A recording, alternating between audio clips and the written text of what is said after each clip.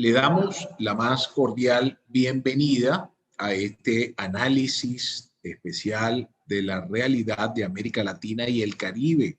Hoy con un tema sin duda de alto impacto en la región, migración forzada. Desde la red de centros sociales y la red de jesuitas con migrantes en alianza para desarrollar esta actividad, le damos pues la más cordial bienvenida. Estamos transmitiendo a través del canal Somos Jesuitas en YouTube. También estamos con la cuenta del Servicio Jesuita Refugiados en Facebook. Pueden entonces ustedes participar de esta actividad. Luego de la presentación de nuestros invitados especiales, pueden ustedes formular sus preguntas, sus interrogantes, que con muchísimo gusto al final de la actividad van a ser respondidas tanto por Oscar Calderón como por Javier Cortegoso. De entrada, pues, y dándole la más cordial bienvenida, queremos escuchar las palabras de Javier Cortegoso Lobato. Él es el coordinador de la red jesuita con migrantes desde hace 3 años. Es un laico casado, unido profundamente a la Compañía de Jesús desde su infancia en Vigo, desde donde se le abren las puertas a lo social a través del voluntariado como experiencia de encuentro con realidades muy distintas. Javier Cortegoso ha tenido la oportunidad de conocer profundamente América Latina, de vivir en algunos países de América Latina y desarrollar todo un trabajo con entre culturas y con fe y alegría en distintas responsabilidades, alternando periodos en España y periodos en América Latina y el Caribe. Como les decía, pues actualmente es el coordinador de la red jesuita con migrantes. Entonces, para la bienvenida y para contextualizar lo que significa este análisis de la realidad en el tema migratorio, le damos la palabra a Javier Cortegoso.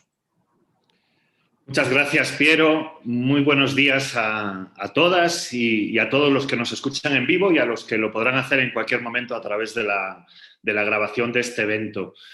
Quiero agradecer en primer lugar a la red de centros sociales la iniciativa de dedicar un análisis mensual de realidad a la migración forzada en el continente. Habíamos hablado varias veces de la oportunidad de llevarlo a cabo y por fin llegó el día. Pero estaba pensando esta mañana si realmente este es el primer análisis de realidad de la red de centros sociales que aborda la migración forzada. La respuesta claramente es que no. Yo he tenido la oportunidad de participar como oyente en casi todos los análisis de realidad que se han realizado hasta ahora, y en casi todos ellos la migración forzada era objeto del análisis de una u otra manera. ¿Cómo hablar de Haití, de Venezuela, de Nicaragua, de México, de Honduras, y seguiría así por todo el continente sin hablar de la migración forzada? ¿Qué país de nuestro continente no enfrenta un reto en la huida, en el tránsito, en el retorno o en la acogida?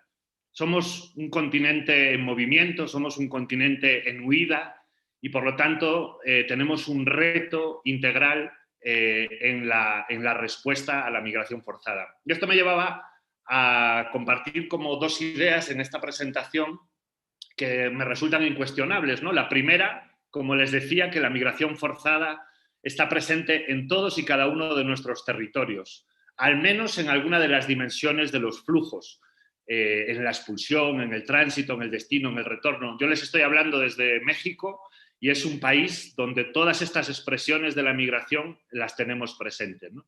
Y una segunda idea sobre la que voy a centrar más estas primeras palabras es que no es posible pensar en la migración forzada sin atender a sus causas. Insisto siempre, cuando hablo de causas, de hablar también de causantes, porque no hay un qué sin un quién.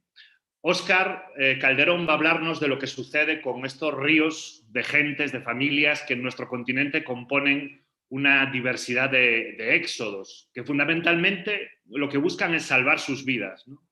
Nosotros solemos decir que no se van, que huyen. Y también nos hablará de los marcos políticos y sociales que afectan a la migración forzada. Yo de manera muy breve quería abordar sus causas. Miren, migrar es un derecho y todas y todos tenemos detrás una historia de migración en nosotros mismas, en nuestros padres, en nuestros abuelos. pero son muchas las personas que dejan sus hogares como esa única opción de supervivencia. ¿Qué hay detrás? Yo les propongo que abordemos las causas desde 5 perspectivas que comparten un sustantivo, que es la violencia. Las violencias no son otra cosa que la vulneración de derechos. ¿Cuáles son las violencias que están detrás de nuestros éxodos en Latinoamérica y el Caribe?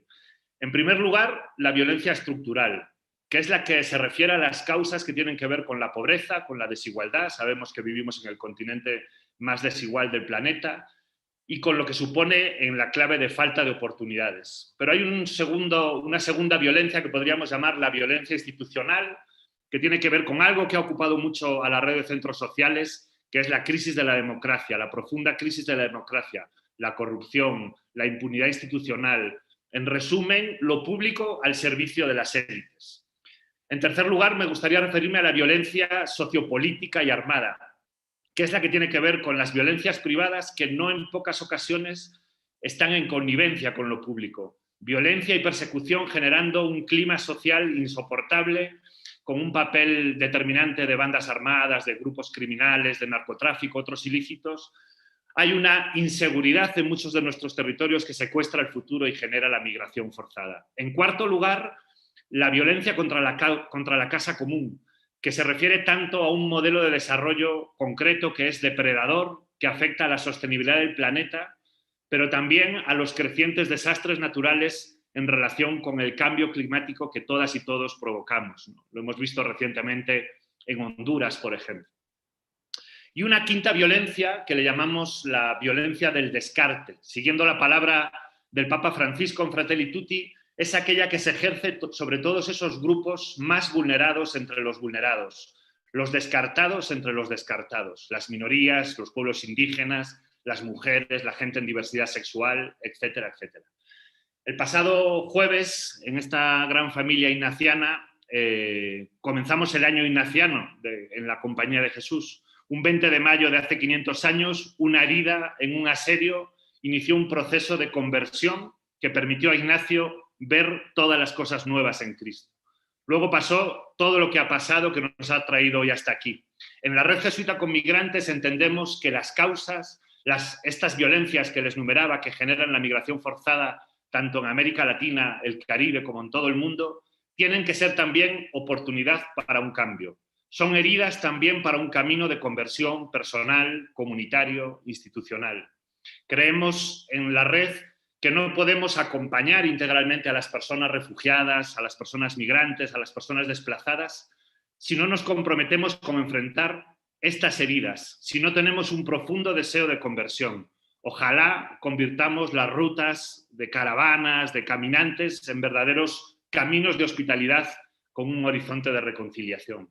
Les invito a conocer el trabajo de la CEPAL en el ámbito de la migración forzada a través de la web de la Red Jesuita con Migrantes. Y es un gusto dejarles con Óscar. Óscar es el director regional del Servicio Jesuita Refugiados, LAC. Es miembro del equipo coordinador de la Red Jesuita con Migrantes a nivel de Latinoamérica y es el coordinador de la región de América del Sur de la Red Jesuita con Migrantes, la RJM Suram. Óscar es un defensor y una persona comprometida hasta las trancas con la suerte de aquellas personas obligadas a huir y además es un buen amigo. Muchas gracias, Óscar, y muchas gracias a todas y a todos y un abrazo fraterno hasta cada uno de los rincones de nuestra América. Y muchas gracias a ti, Javier, por esta contextualización, esta introducción y ese trabajo maravilloso que desarrolla la Red Jesuita con Migrantes. Ahora, sin más preámbulos, entonces ya tú adelantaste la presentación de Óscar, vamos a puntualizar algunos aspectos. Primero que nada, pues agradecerle esta disposición en apoyarnos con este análisis mensual de esta temática tan relevante para la región. Óscar Javier Calderón Barragán es un trabajador humanitario con más de 16 años de experiencia en la construcción de paz, prevención de violencias y acompañamiento a personas desplazadas, migrantes y refugiadas para la protección de sus derechos fundamentales y la integración en las comunidades de acogida, promotor de procesos de reconciliación, 11 años de trabajo en el Servicio Jesuita a Refugiados, desde septiembre de 2019 como director del Servicio Jesuita Refugiados Regional de América Latina y el Caribe experiencia docente e investigación en temas referidos a los derechos humanos, derecho internacional humanitario, prevención de violencias, migraciones forzadas y refugiados, formación de abogado y magíster en gobierno del territorio y gestión pública por la Universidad Pontificia de Javeriana de Bogotá. Así que sin más preámbulos, entonces nos dejamos con Óscar Javier Calderón. Gracias, Piero, y gracias, Javi, por esas generosas palabras. Agradezco la invitación a este análisis de realidad. Desde la Red Jesuita con Migrantes valoramos estos esfuerzos por ampliar un acercamiento a la situación que viven las personas refugiadas, migrantes, desplazados internos, y la oportunidad de soñar juntos como redes y como obras de la Compañía de Jesús en América Latina en construir junto con estas personas obligadas a huir un futuro esperanzador. Quisiera, bueno, los puntos que voy a compartir en esta reflexión y que les quiero proponer en clave de provocar un diálogo que no pretende ser una última palabra, pero sí recoge reflexiones, conversaciones diversas que hemos ido teniendo en la Red Jesuita con Migrantes, de las obras especialistas en la región, los servicios jesuitas a refugiados, los servicios jesuitas a migrantes, y por esto quiero hacer también una mención especial a los compañeros y las compañeras que comparten esta misión en estas obras, especialmente aquellos que están en las fronteras geográficas y existenciales, acompañando tantas fatigas, tantos dolores y sirviendo la construcción de una vida juntos, de una vida digna junto a las personas que acompañamos. Y bueno, al recibir esta invitación a participar, pensaba en, bueno, cómo en un espacio de tiempo tan reducido, para un tema tan complejo, de ahí tantos intereses en juego, tantas miradas, tantas aproximaciones. Y por ello quisiera como dividir esta presentación como en tres momentos, en tres partes, en tres pequeñas partes. Una primera, haciendo como una mirada sobre los signos que nos alertan, que nos preocupan dentro de la realidad en la región. Una segunda sobre esos signos de esperanza, porque bueno, al final no todo está perdido. Hay enormes esfuerzos de comunidades, de personas, de gobiernos que vale la pena mirar para no caer en la mera desolación de todos estos signos que nos preocupan. Y finalizar con una invitación sobre estos signos que nos desafían, esos signos que nos retan en la acción apostólica en la región y a las organizaciones de la sociedad civil. Un primer signo que nos alerta o que nos preocupa, y quiero volver sobre esta mención especial que hacía Javi al inicio de su presentación, y es una mirada sobre las causas múltiples, ¿sí? Y justo allí donde radica tal vez un primer signo de alerta o de preocupación, y es ese vacío conceptual o jurídico. Esto se representa fundamentalmente en esas viejas aproximaciones conceptuales que no son suficientes para describir la complejidad de las migraciones forzadas en la región. Y estoy mencionando este término, migraciones forzadas, y en él ya mismo me parecen a veces insuficientes para describir lo que viven las personas, pero en orden a llamarlo de alguna manera, más o menos universal y válida entre nosotros, para comprender con esta acepción una forma sintética de recoger lo que se reconoce también en otros espacios como los flujos migratorios mixtos, y no perder de vista las causas políticas que fuerzan a muchas personas en la región a huir de sus lugares habituales de residencia, de sus lugares habituales de origen, para buscar fundamentalmente protección, para buscar salvar su vida. Entonces, digamos que en este vacío o primer signo que nos preocupa, existe, digamos, una amplia acepción o aceptación de este término de los flujos migratorios mixtos para descubrir esa compleja y variada movilidad de personas en diversas circunstancias. Llámese refugiados, solicitantes de asilo, migrantes económicos, otras migraciones. Cada vez es más difícil caracterizar justamente a las personas en esta situación. Y esencialmente los flujos migratorios mixtos están relacionados con movimientos irregulares en los que con frecuencia hay migraciones en tránsito, con personas que generalmente viajan indocumentados o sin la documentación necesaria, atraviesan fronteras y llegan a su destino sin una autorización formal, regular, como habitualmente se acostumbra.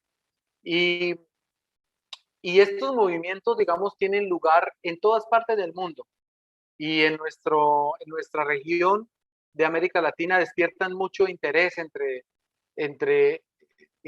todos los públicos, audiencias, sobre todo cuando ocurren tragedias, donde estas personas deben cruzar peligrosas condiciones a las que se enfrentan en situaciones, tanto en las situaciones de tránsito, en el mar o en las regiones fronterizas.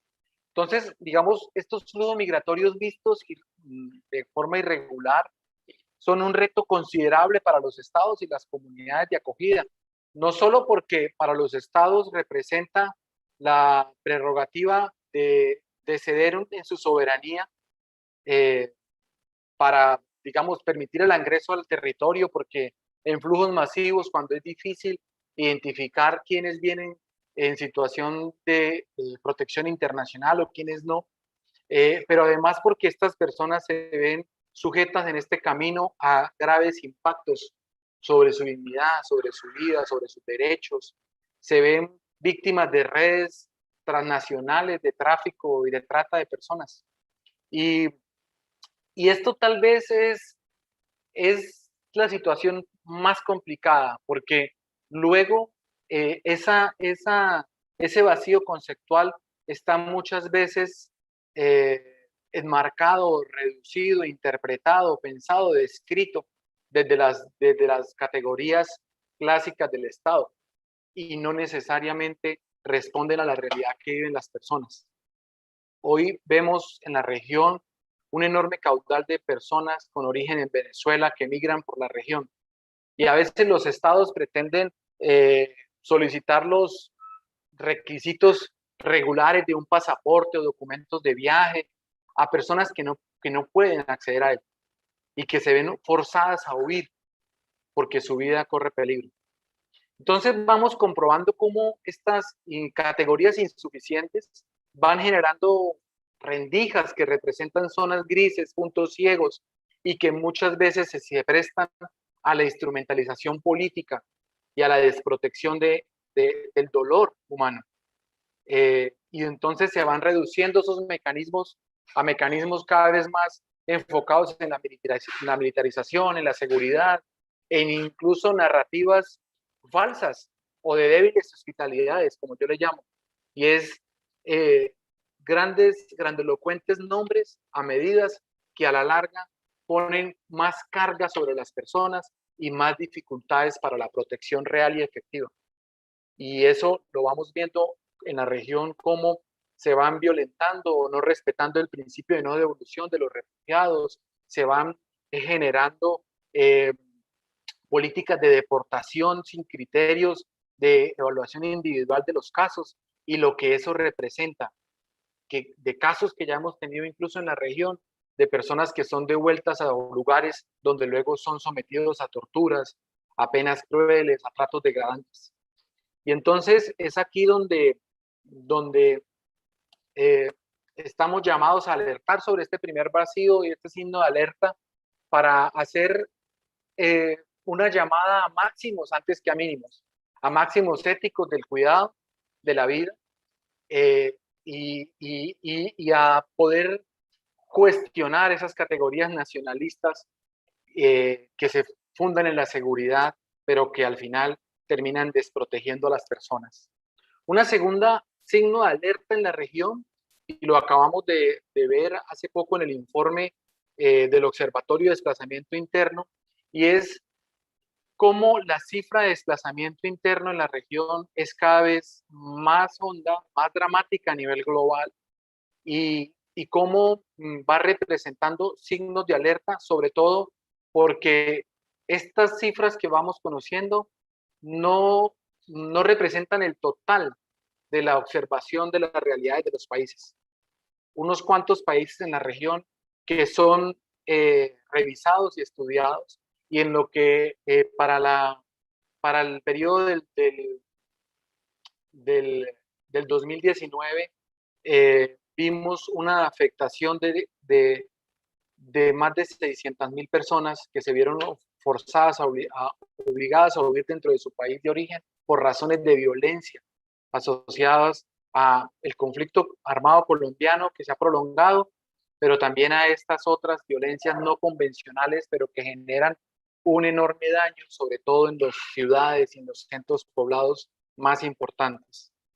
Aquí hay un signo de alerta muy especial a fortalecer los mecanismos de protección para los desplazados internos y a también observar los desplazamientos internos provocados por los desastres naturales, mal llamados desastres naturales, o por estas acciones que van teniendo efectos ligados al cambio climático, a la crisis climática, a la crisis ecológica. Un tercer signo de alerta en este sentido es las crisis de la democracia y la desigualdad. Ya un poco ahora Javi mencionaba esto, y era, digamos, estas personas que se ven obligadas a huir para salvar su vida porque por esta violencia estructural en la pobreza, y luego la difícil situación para categorizarla como una migración meramente económica en las categorías clásicas que les estaba contando antes. Esto, digamos, tiene una afectación muy invisible, y es tal vez sobre las que quiero llamar la atención, en el respeto a los derechos de las minorías, y especialmente, digamos, vamos viendo en la región una invisibilización de esta migración internacional o migraciones ancestrales de los pueblos indígenas en las fronteras, y la incapacidad para verlas con más detalle y atenderlas respetando ese enfoque diferencial. Y luego, si vemos las vulneraciones de otras minorías en la región. Un cuarto signo de alerta son estas dinámicas de flujos complejos y constantes que se van viendo en la región. Y es justamente cómo es difícil, Javier ahora lo mencionaba, poder hablar de la realidad de alguno de nuestros países o de alguna de nuestras subregiones sin comprender los efectos que tienen y los efectos humanitarios graves que tiene la migración forzada. La región se convirtió en el 2019 en la principal región receptora de solicitantes de asilo.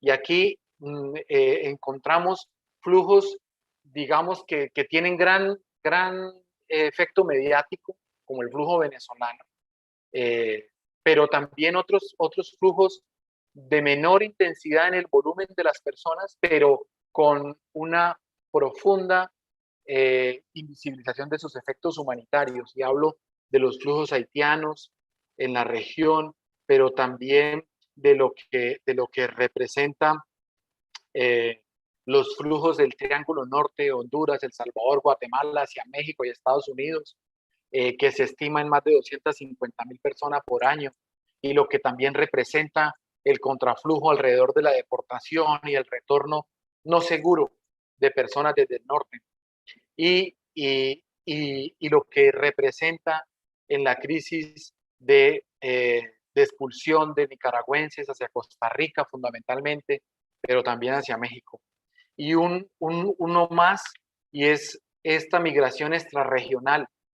Fundamentalmente en los últimos años hemos visto el incremento de población africana que se registra, especialmente de nuevas nacionalidades como del Cuerno de África, Nigeria, República del Congo, Egipto. Entre el 2019 y el 2019 hubo un aumento del 39% de este perfil migratorio en América del Sur, solamente para detenernos en lo que pasa en el sur del continente, y lo que representa en las brechas de discriminación, xenofobia, tráfico de personas de África y de Asia, porque también se ha identificado un grupo importante de personas con origen en Bangladesh, en India, en Pakistán, en Nepal, en Siria. Entre el 2010 y el 2019, un aumento del 37% de personas de este origen en la región de Sudamérica, según los datos de la OIM. Esto, digamos, tiene en el paso fronterizo entre Colombia y Panamá un episodio muy dramático de lo que es el tapón del Darién y aquí en este tránsito cómo se van detectando alrededor de 15.000 casos cada año de extranjeros irregulares, muchas veces guiados por redes de tráfico de migrantes, de personas de nacionalidades como Haití, Cuba, Camerún, India, Angola, las que ya les venía contando, que intentan cruzar, muchos a costa de su propia vida o del sacrificio de niños y menores no acompañados para intentar este cruce. Un quinto síntoma de alerta es tal vez la situación de extrema vulnerabilidad y situaciones de desprotección de derechos humanos que vamos viendo generalizadas y con unos signos de alertas alrededor de unos retrocesos en los mecanismos de protección, ¿sí? Y yo quiero, digamos, y aquí vemos múltiples vulneraciones en varios niveles de derechos, educación, acceso al mínimo vital y a la ayuda humanitaria, pero quisiera centrarme en dos que en el marco de la pandemia se han visto muy agudizados. Uno de ellos es el detrimento en el derecho al debido proceso. Se va evidenciando en toda la región y nuestros equipos así lo expresan. Unas largas demoras en los procesos de determinación de refugiados, dificultades, inadmisión para acceder al procedimiento de determinación del refugio, cierres formales de fronteras con mecanismos virtuales de notificación, de acceso que no terminan de llegar a todas las personas por la brecha digital, pero también por terminan inobservando la garantía mínima básica de la defensa y de la asistencia para la protección y de mecanismos complementarios incluso. Y un segundo es una llamada específica sobre situaciones que vamos viendo en toda la región y recientemente en Chile sobre las deportaciones de migrantes que se llevan a cabo de forma sumaria y que no tienen una profunda evaluación individual caso a caso y no estudian las necesidades de protección individuales y familiares, no tienen en cuenta las consideraciones humanitarias de arraigo o los vínculos familiares y terminan por fracturar y dividir familias. Y lo peor de todo, como lo decía antes, llevando a personas que huyeron de sus países de origen a lugares donde pueden sufrir penas de tortura o penas graves y vulneraciones graves a su dignidad. Un sexto signo de preocupación es cómo vamos evidenciando desde el año pasado cómo la gestión sanitaria que los estados están haciendo de la pandemia se ha ido vinculando a una visión de criminalización de los migrantes y de militarización de las fronteras. Los estados se mueven entre la paradoja de cerrar los pasos fronterizos formales para ganar en control, pero que termina siendo una paradoja justamente porque terminan cediendo el control de los pasos fronterizos informales al crimen organizado y a grupos armados no estatales que terminan vulnerando a las personas, que terminan encontrando en el tráfico de migrantes una nueva vertiente para sus economías ilícitas, donde no lo era, y fortaleciendo donde ya veíamos dinámicas de este estilo en cruces fronterizos. Estas paradojas están muy conectadas con una preocupación creciente desde el año pasado, y es una gestión muy precaria del multilateralismo, de la coordinación entre los estados para responder a las situaciones y casi que un punto de ceguera sobre las herramientas regionales de respuesta a estos temas, de la migración, de la posibilidad de gestar entre los estados fronteras solidarias, fronteras seguras, que están ya planteados en herramientas regionales como el Plan de Acción de Brasil o otros planes, el Plan de Acción de Quito, que fueron quedando en letra muerta. Y esto es también un signo de alerta en clave de cómo optimizar la coordinación entre los actores de la sociedad civil a nivel regional, los actores de las Naciones Unidas y la coordinación entre los gobiernos. Aquí hay un debilitamiento de los mecanismos de la gobernanza de las migraciones, tanto en el nivel regional como en el nivel luego nacional y local. Vemos que hay políticas y anuncios interesantes que luego en la práctica, en el nivel local, son prácticamente imposibles de implementar, políticas que no logran transferirse en la vida real de las personas en beneficios y que terminan constituyéndose en grandes anuncios o titulares para la prensa, pero no transforman la vida de las personas. Estos 6, 7 signos de alerta, como les digo, pretenden ser ahora una mención para el diálogo, para la conversación, porque detrás de ellos, pues, se esconden un montón de historias, de rostros, de sufrimientos, de fatigas, de resiliencia, de esperanza también, de personas, de hombres y mujeres, de familias, y de una multiplicidad de enfoques diferenciales, niños y niñas, jóvenes, adultos mayores, mujeres, población LGBTIQ, que va quedando en una cierta situación de pliegues, de profundas vulnerabilidades, que junto a los escenarios de violencia que ya vive en la región, agudizan la situación específica de millones de personas. Con esto, digamos, quiero plantear el segundo momento de esta pequeña provocación al diálogo, y son esos signos de esperanza que vamos encontrando en las comunidades, en la misma historia de las personas que van en tránsito.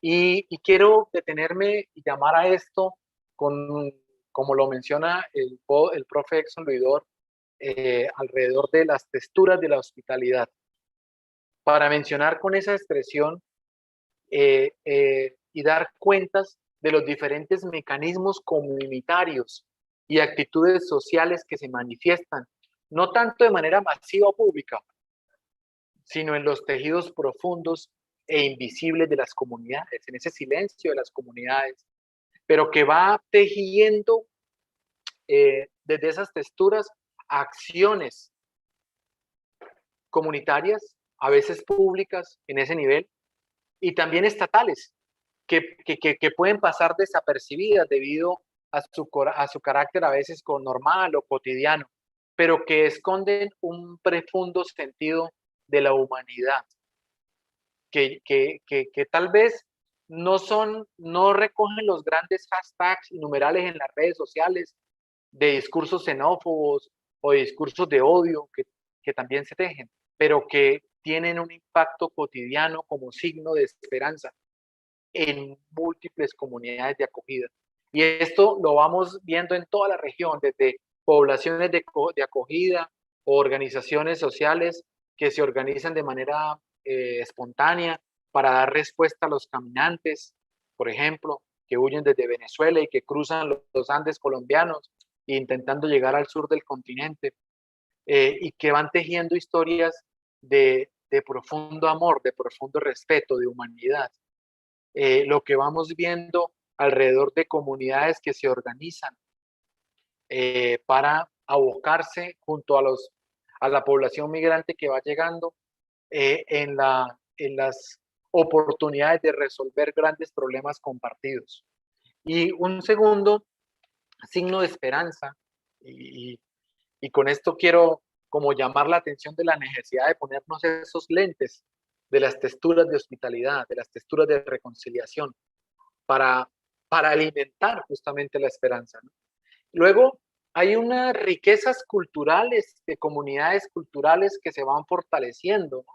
En ese intercambio de saberes, de experiencias que dialogan, que construyen propuestas en común frente a problemas compartidos, desde el compartir desde la música, la gastronomía, la experiencia de vida, y que también van logrando de alguna manera ampliar esas conversaciones democráticas en comunidades tal vez más cerradas o que nunca habían tenido la experiencia de recibir extranjeros o de ser comunidades de acogida, porque seguramente su experiencia siempre ha sido de ser comunidades de expulsión, como sucede con, con el caso de Colombia, que a lo mucho era una sociedad de expulsión y de tránsito, y que ahora se ve abocada a recibir un número importante de personas de origen venezolano en sus comunidades.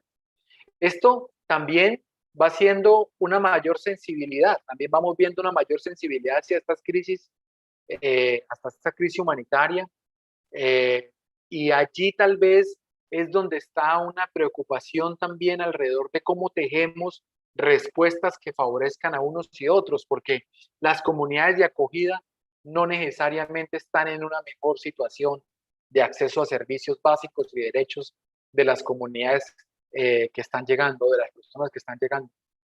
Y entonces vemos muchas veces tensiones por el acceso al mínimo vital de agua, por un acceso a un servicio educativo que ya es precario. Aquí está tal vez un gran reto para todas las organizaciones y las apuestas por una respuesta en este sentido.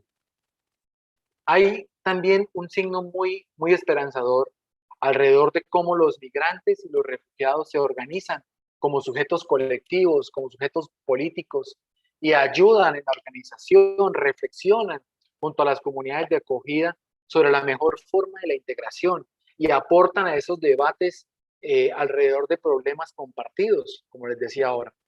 Ha sido muy interesante ver en algunas experiencias que acompañamos en la región cómo mujeres de comunidades de acogida que históricamente han sufrido violencia basada en género, ahora colaboran junto a mujeres refugiadas y migrantes para atender esa cultura que naturaliza la violencia contra las mujeres, que naturaliza la forma hostil de relacionamiento, y trabajan juntas alrededor de construir propuestas de educación popular, de protección incluso y de prevención.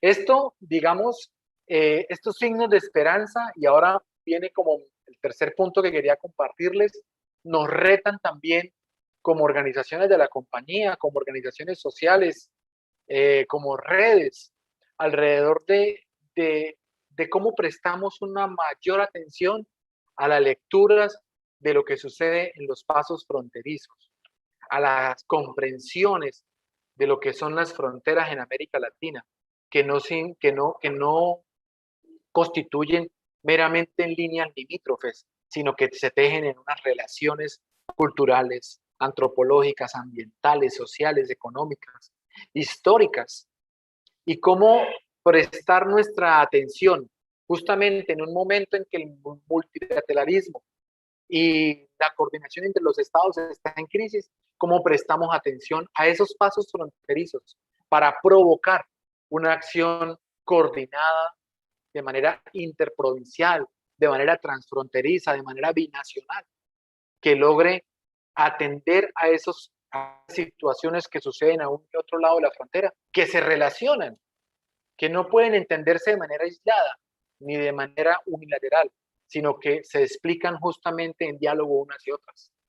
Y esto me aboca a un segundo signo que nos retan, y es cómo dar mayor voz a los refugiados y a los migrantes para que ganen en ese sentido de ser protagonistas de su propio futuro.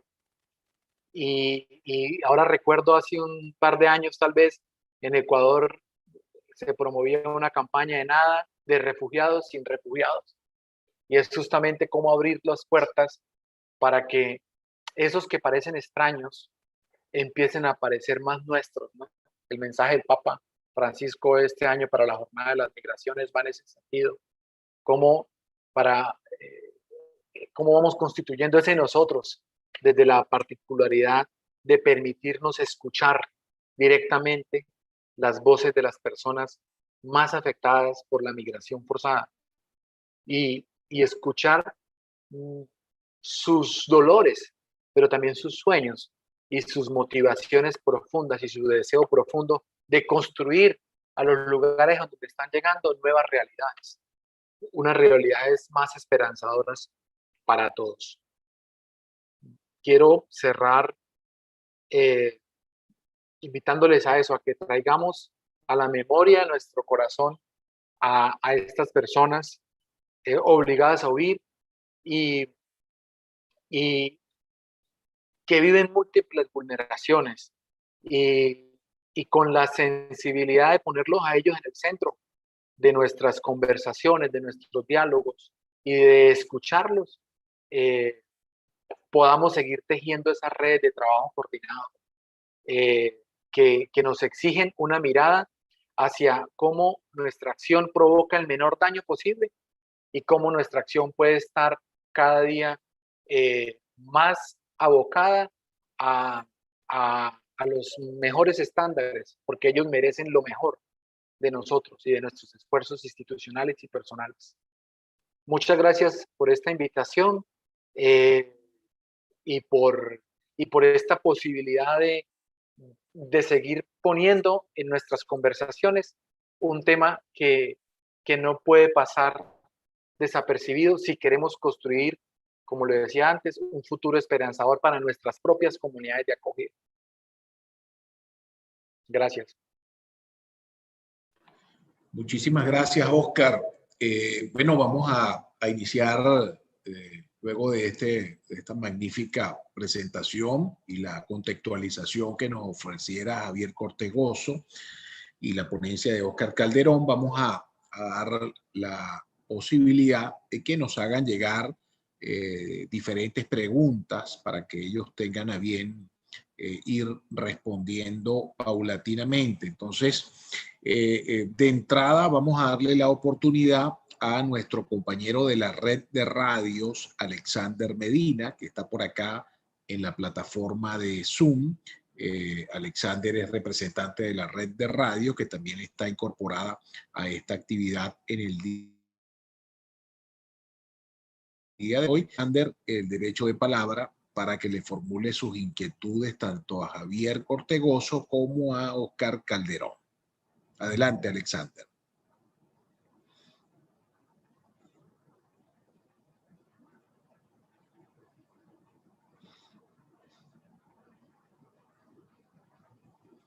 Bueno, Alexander está en este momento, disculpen, Alexander está afectado por un corte de energía eléctrica en este momento, cosa muy común acá en Venezuela, y por ello, pues lamentablemente no va a poder de momento intervenir. Vamos a dejarlo para más tarde, si puede recuperar la señal. Vamos a hacer las interrogantes entonces para que vayan tomando nota, tanto Javi como Oscar. ¿Está la comunidad internacional organizada para atender los temas migratorios? Es una primera pregunta que nos han hecho llegar para que vayan tomando nota. La otra es cómo mejorar los mecanismos de protección a los refugiados en nuestra región. ¿Cuál ha sido el impacto social de la migración venezolana en nuestra región y qué se está haciendo desde el Servicio Jesuita a Refugiados en América Latina y el Caribe en este momento para tejer esas redes de integración entre los migrantes y las comunidades de acogida? Entonces, comenzamos con estas 5 interrogantes. Oscar, Javi, tienen la palabra.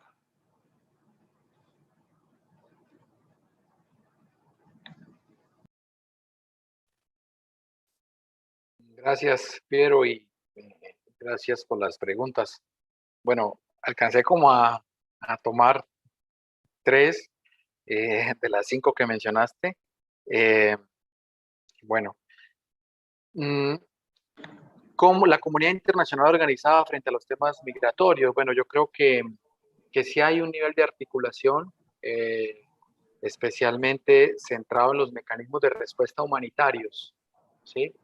El R4V es un mecanismo regional de la ONU, las organizaciones humanitarias internacionales, nacionales, de coordinación para brindar la respuesta, ¿sí? Y luego, digamos que esto se desarrolla en mecanismos nacionales eh, y subregionales, ¿no? Sin embargo, yo quisiera ir un poquito más allá en esto y mencionar, digamos que, digamos, hay como una ausencia alrededor de un foro más activo regionalmente, abocado tal vez a analizar las causas y a buscar en ese análisis de las causas también comprender los causantes y la forma como puede garantizarse el derecho a no migrar, ¿sí? Hay múltiples coordinaciones para la respuesta humanitaria, sí, pero tal vez no tantas o no tan fuertes ni con un margen de, de, eh, de acción política y pública más fuerte alrededor de esta definición de las causas. Y luego también, ya luego en el nivel más nacional y también local, creo que siempre hay un llamamiento a cómo los mecanismos de coordinación humanitarios que tiene la ONU, digamos, cuál es el rol que pueden jugar las organizaciones de la sociedad civil, ¿cierto? Dentro de esos mecanismos, ¿sí? Sobre todo para evitar que los mecanismos de coordinación se puedan convertir en una suerte de mecanismos un tanto, a ver si esto no suena muy fuerte, un tanto domesticadores, ¿sí? De la respuesta de las organizaciones de la sociedad civil. Y yo creo que esto pasa en la medida en que los diálogos con los gobiernos a nivel nacional y en los niveles locales se abran mucho más allá de los mecanismos que ya tienen planteados para escuchar a los organismos de la ONU y puedan abrirse a escuchar a los mecanismos de la sociedad civil, a las organizaciones comunitarias mismas, a las organizaciones de refugiados y emigrantes, como lo decía al final, para que ellos mismos puedan tener una voz directa de interlocución con los estados, ¿sí? Esto es una reflexión que vamos haciendo en la región y que, bueno, no escapa de grandes desafíos, sobre todo en medio, pues, de la situación de la pandemia y las dificultades para convocar o hacer reuniones presenciales mucho más eficientes, ¿no? En ese sentido.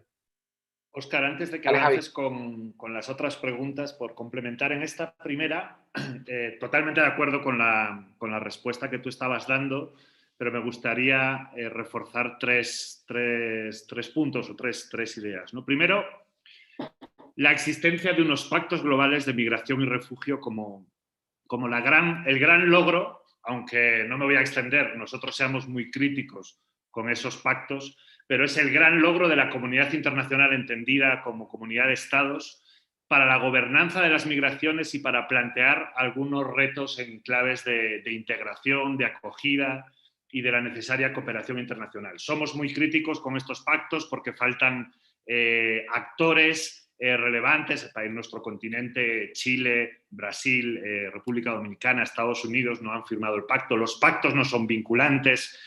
Bueno, hay una serie de razones. Y luego hemos estado participando recientemente en la revisión junto con OIM, CEPAL y algunos estados de la implementación de los pactos y identificamos claramente algunos de los elementos que Óscar señalaba en su intervención, ¿no?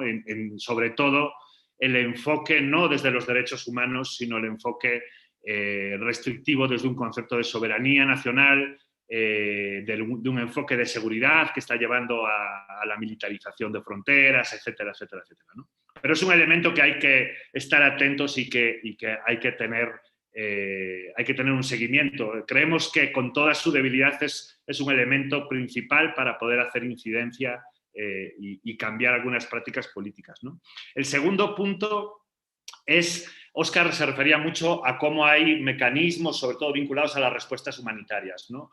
También existen espacios y mecanismos pensados en clave de desarrollo de las regiones, y eso es lo que atiende al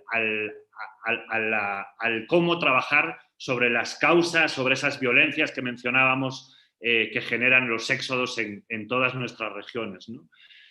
Ahí añado una tercera idea, que es una dificultad muy grande, ¿no? Es decir, en el papel de los estados, cuando estamos diciendo que los mismos estados en muchas ocasiones son democracias en un estadio de fracaso atravesadas por la corrupción, ¿qué papel pueden jugar los estados, algunos estados de nuestro continente, en esos procesos de desarrollo? ¿Cuán confiables son para poder realmente revertir las causas, ¿no? Por eso es muy importante, y Óscar lo introducía un poco, el trabajo con las organizaciones humanitarias, con las organizaciones sociales, el introducir prácticas que fomenten la transparencia, la rendición de cuentas, ¿no? Que realmente permitan, y también un papel clave de las propias asociaciones y grupos de personas migrantes, desplazadas y refugiadas, ¿no? En la concepción de estos procesos de desarrollo, ¿no? Simplemente como en esa primera pregunta, más hacia el papel de la comunidad internacional organizada. Le devuelvo la palabra a Óscar para que sigas. Gracias, Javi. Bueno, me quedé en la pregunta sobre qué se hace a nivel de la RJM en esa integración entre los migrantes y las comunidades de acogida, ¿no? Bueno, hay múltiples iniciativas que, digamos, como que transitan en un sentido alrededor de promover una cultura de la hospitalidad desde la propia comprensión de la humanidad, ¿sí? De la humanidad personal, de la humanidad compartida. Y allí, digamos, la mención,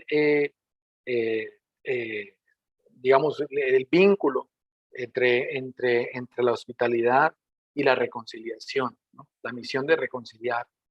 En ese sentido, en la región se han desarrollado desde las obras especialistas y otras obras de la red jesuita con migrantes a nivel de los JRS y de los SJMs, experiencias y metodologías que vamos compartiendo, vinculados también al tema de la interculturalidad y ese diálogo necesario y, como lo decía ahora, los mecanismos de reconciliación y hospitalidad. Ahora tengo algunas ideas o como experiencias que recuerdo, como la experiencia de la frontera solidaria, la frontera entre Arauca y Apure, en donde niños, mujeres, hombres de ambos lados de la frontera reconocen desde ejercicios sencillos, comunitarios, y con expresiones en el arte y la cultura,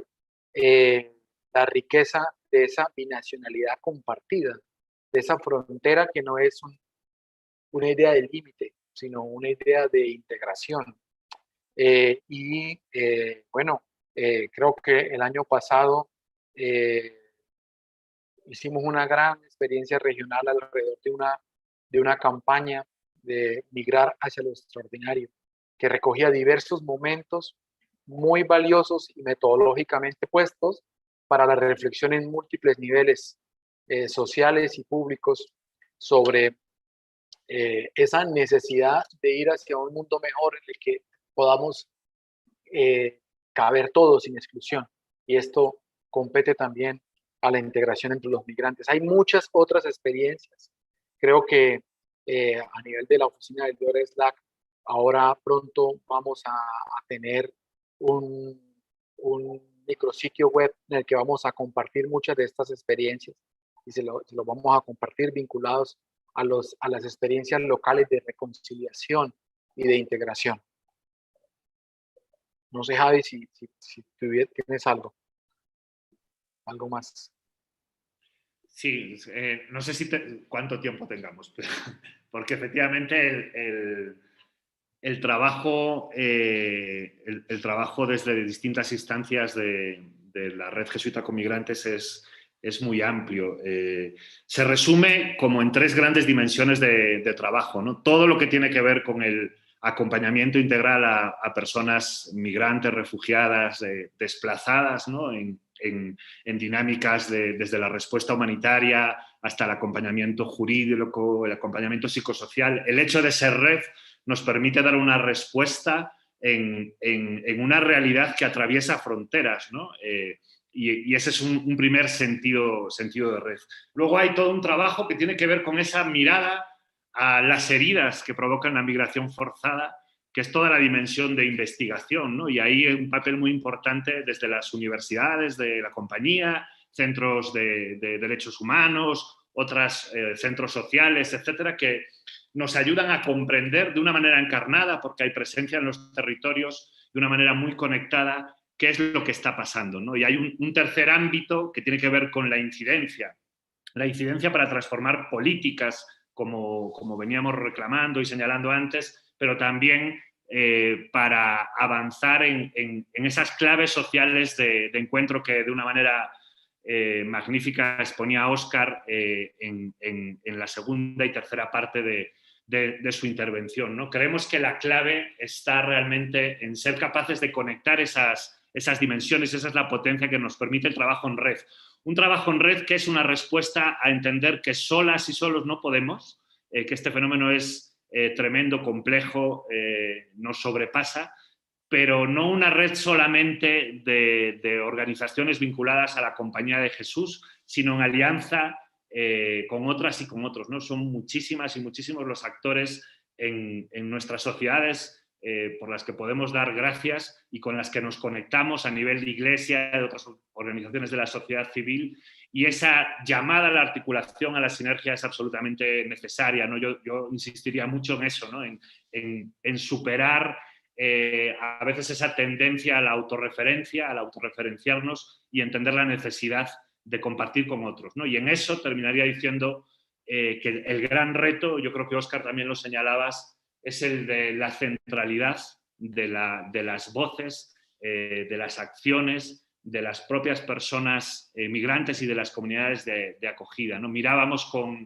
desde el 2018 aquí en Centroamérica y México en las caravanas como un elemento de autoorganización, de auténtica marcar agenda por parte de las personas migrantes que componían esas caravanas, donde las organizaciones sociales que nos acercábamos, que acompañábamos, teníamos toda una escuela de aprendizaje de un modo de proceder que es revolucionario si las personas están en el centro, ¿no? Destacaría un poco en cuanto a esta respuesta desde el apostolado a la migración forzada de la compañía. No sé, Piero, si hay eso, hay que ver. Sí, quiero compartir con ustedes saludos que nos han llegado desde diferentes lugares del mundo y un par de preguntas finales ya para ir culminando la actividad. Saludos de Natalia Salazar, Daniel Brito, saludos desde Panamá, un venezolano en diáspora. Marlen López, saludos desde la Oficina Binacional Arauca Apure, a Javi y a Óscar. Sadi Oviedo, saludos desde Cúcuta. También envían saludos desde la Oficina Binacional Arauca Apure, Camila Sequeda. Jesús Manuel Venegas envía saludos también desde el Arauca Apure. Zuli Rincón también desde esta oficina. Yolanda González desde el ERIC Radio Progreso en Honduras, en sintonía. Ovidio Menéndez Cueto, saludos desde el Centro de Formación Padre Piquer en Madrid, España. También Diana Marcela Torres Vergara desde la Oficina Regional Magdalena Medio. Saludos desde Ecuador, la organización Crea tu Espacio. Sergio Manuel Orantes Nájera, gracias desde la Pastoral de Movilidad Humana de la Conferencia Episcopal de Guatemala. También saluda Edith Muñoz. Lina Penagos atención con las últimas interrogantes de la jornada de hoy. Entonces, Lina Penagos, perdón. Muchas gracias, Oscar. Me gustaría comprender mejor cómo se entiende el papel de la frontera en el marco de las migraciones. Lina Penagos les escribe desde Francia. Y Fela Cuscano, buenos días, saludos desde el Centro Loyola, Ayacucho, Perú. Muy interesante la exposición de Oscar, realidad desafiante la situación de los migrantes. Gracias. Y una última interrogante que nos hacen llegar. El ejemplo de Venezuela pudiera repetirse en el corto plazo viendo la inestabilidad política de Colombia, Chile, Ecuador, Brasil y otros estados de la región. Con esto entonces concluimos la ronda de salutaciones y de preguntas. Dejo nuevamente la palabra tanto a Javi como a Oscar.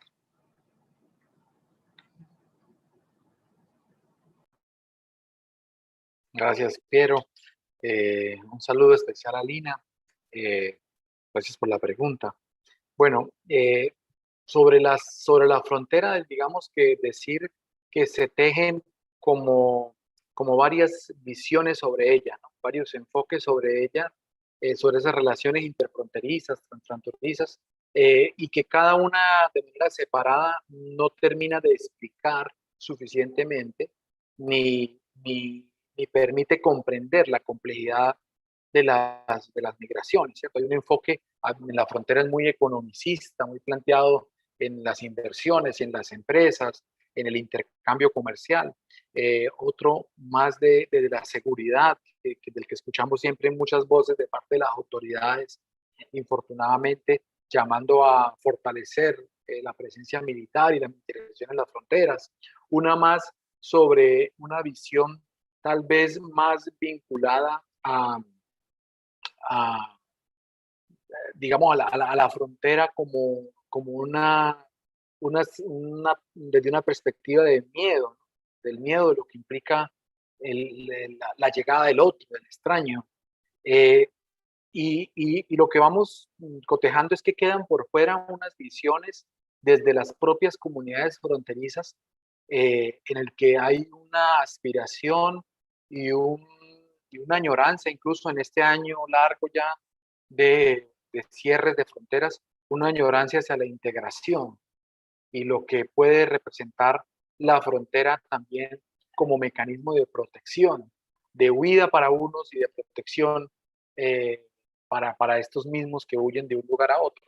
Y esa es como tal vez la perspectiva, ¿no? De cómo logramos pasar de unos diálogos o unas comprensiones de la frontera como fronteras de exclusión hacia unas fronteras de inclusión, de respeto de la dignidad del otro, de respeto de los derechos fundamentales, de los derechos humanos. Y infortunadamente, como lo decía, los gobiernos han cerrado las fronteras en la región, ¿no? Incluso ahora se está viendo, para el caso específico de Colombia, que anuncia la apertura de fronteras, pero claro, es que las fronteras no se pueden o cerrar o abrir unidireccionalmente. Entonces Venezuela ya dijo, no, nosotros no la vamos a abrir, Panamá dijo, no, yo tampoco la voy a abrir, para el caso de Colombia, Ecuador dijo, no, tampoco la vamos a abrir hasta que no hayan unos mínimos sanitarios y de condiciones. Entonces, fíjense que en ese afán de los estados por controlar las fronteras, militarizándolas y con cierres de los pasos formales, lo que hacen justamente es, paradójicamente, ceder el control hacia aparatos armados, crimen transnacional, porque en la práctica las fronteras siguen abiertas y lo que va denotando es que los estados no son capaces de controlarlas ni de cerrarlas absolutamente. Cerran los pasos formales y tal vez hacen más costoso en términos de daño para las personas el cruce de los pasos fronterizos. Javi, no sé, ¿tienes algo?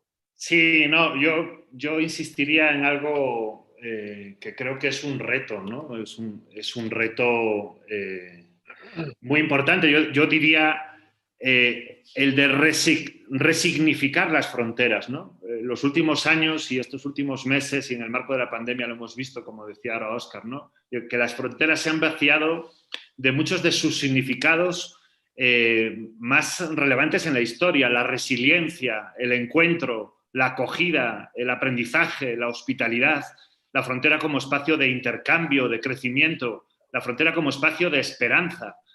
Yo creo que debemos de mantenernos vigilantes, exigir el respeto de los derechos humanos de todas las personas en cualquier frontera, de quienes las traspasan y de quienes las habitan.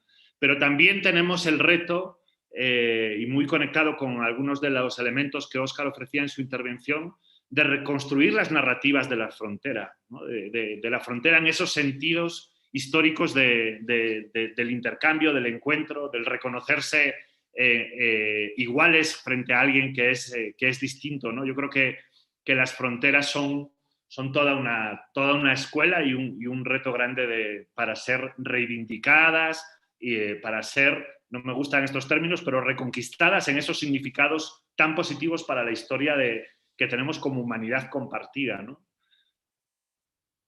Sí, y yo también quisiera ahora, escuchándote, Javi, recordar un llamamiento muy interesante que hacían en una reflexión por ahí del 2014, de las distintas expresiones y experiencias transfronterizas que la Compañía de Jesús lleva en la región. Y era un llamamiento a apostar, a hacer un esfuerzo por fortalecer el sujeto ciudadano fronterizo. Y el poder regresarle a esas comunidades fronterizas un protagonismo que muchas veces, aunque se ven sujetas de decisiones políticas de los centros de cada país, pero que no representan totalmente, de manera completa, el sentir y la expresión de esas comunidades al lado y lado de las zonas fronterizas, en donde comparten ecosistemas, culturas, integración.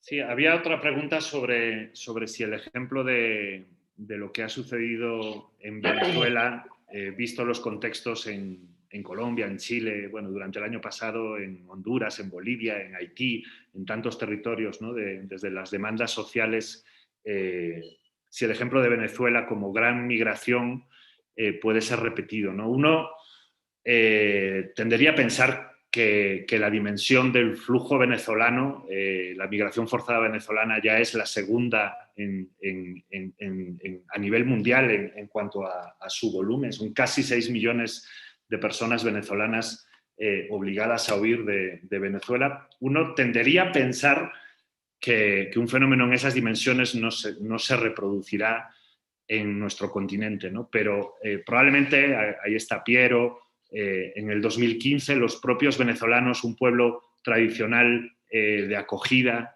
ahí está Óscar, colombiano, con una relación muy especial entre los dos países, tampoco imaginarían que esta situación podría llegar a darse, ¿no? Desde el 2015 hemos visto un éxodo masivo que no ha parado de crecer, incluso a pesar de las limitaciones que hemos vivido en la pandemia, ¿no? Y con todo el cierre de fronteras, etcétera, etcétera. Entonces eso me lleva a conectarlo como reflexión final, ¿no? a esa mirada y a ese entender que no podemos hablar de la migración forzada sin un análisis de esas heridas que la provocan, ¿no?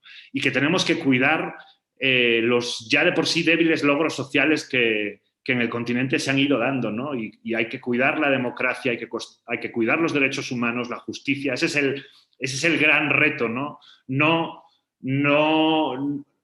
podemos quedarnos simplemente en la observación de lo que sucede, porque irremediablemente la realidad nos supera y nos sorprende y muchas veces lo hace de manera trágica, ¿no? Entonces, bueno, pues sí creo que aún pensando que el fenómeno venezolano en su dimensión, porque la lógica que lo provoca sí la estamos identificando en muchos territorios, pero en su dimensión no parecería reproducible al menos en los próximos años en otros de nuestros países. Sin duda, todas esas violencias, esas vulneraciones de derechos van provocando persona a persona, en esos rostros, en esas historias personales, una necesidad de buscar espacios de salvación de vida, ¿no? Y eso es lo que genera la migración forzada. Entonces, estemos atentas, sigamos juntas y juntos intentando defender y consolidar los derechos humanos como realmente la plataforma en la que esta humanidad tiene que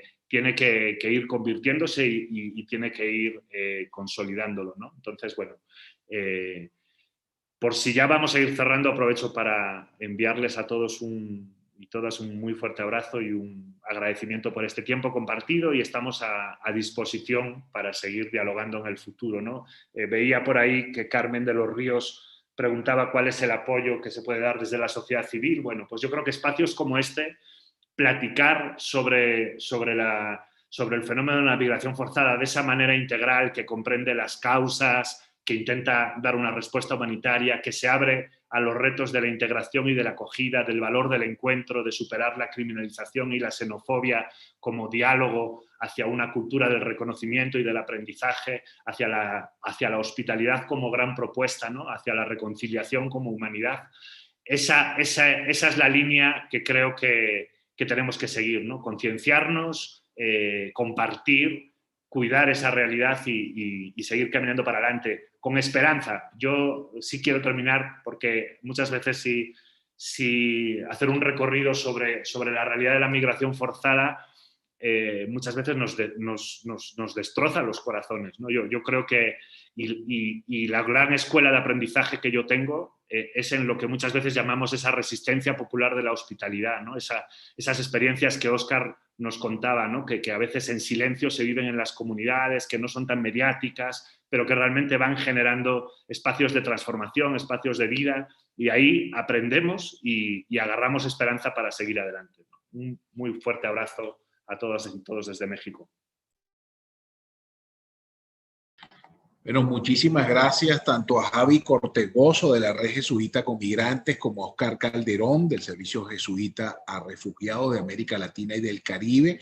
Les envía también un gran saludo Lucas López desde la CEPAL y el agradecimiento infinito por el trabajo que hacen desde ambas instancias. Y bueno, tú le diste respuesta a la interrogante que formulara la delegada social de la CEPAL, Carmen de los Ríos. Bueno, de más está decirles pues nuestro infinito agradecimiento tanto a Javi como a Óscar Calderón, Javi Cortegoso y Óscar Calderón por esta contextualización y este análisis interesantísimo de este tema que sin duda alguna pues es una de las preocupaciones más grandes que tiene la región en este momento y sobre lo cual pues como bien lo señalaban tenemos que apuntalar todo el trabajo institucional, humanitario, organizativo, desde la sociedad civil, desde las organizaciones civiles, para que efectivamente se pueda contrarrestar un fenómeno de esta naturaleza y magnitud. A todos ustedes, a todas y a todos, muchísimas gracias en nombre de la Red de Centros Sociales de la CEPAL y de la Red Jesuita con Migrantes, abordando desde la perspectiva interredes este análisis de la realidad. Muchísimas gracias y hasta una nueva oportunidad.